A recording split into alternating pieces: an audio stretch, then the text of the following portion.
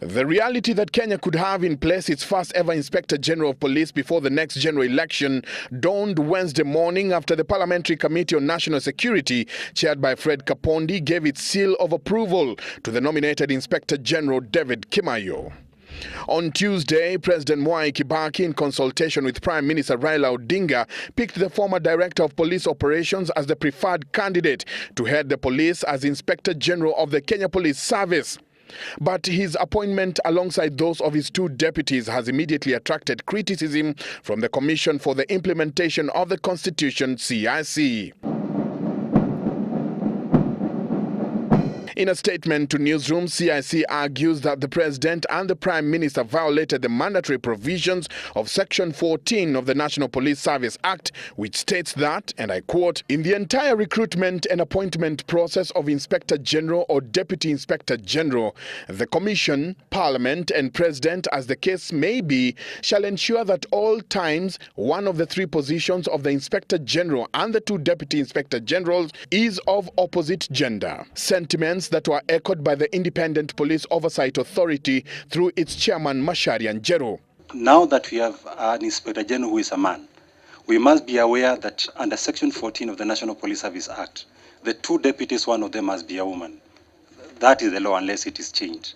Earlier on, the committee took Kimaiyo through rigorous grilling where he was tasked to explain how he would ensure that the recent incident in Baragoe, where cattle rustlers killed over 40 policemen, does not reoccur anywhere else in the country. Kimaiyo pointed out that the biggest impediment to security enforcement and maintenance is lack of resources and manpower, and he promised that if appointed the Inspector General, his #1 priority will be to requisition for more resources.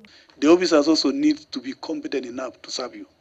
They need to have proper kitting, proper uniform, proper, places like where Honorable Shoma has mentioned.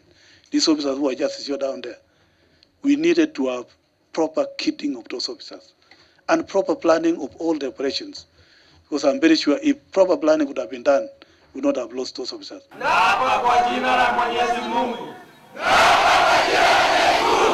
Kimaiyo says if picked as the Inspector General, he will ensure that he infuses a change in attitude which will see the police and public interact more and also create awareness on the public's rights. We are now a service, but not a force. A service responsive to the people's issues that we can be able to attend.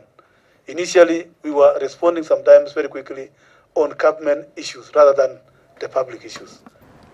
As hopes to get Kenya's first Inspector General inches closer, Kenyans are waiting with bated breath to see if the new Inspector General will be able to change the police force into a service, making it different and more reliable. He, however, got a shot in the arm when the Police Oversight Authority, IPOA, through the chairman Macharia Njeru, praised his competence.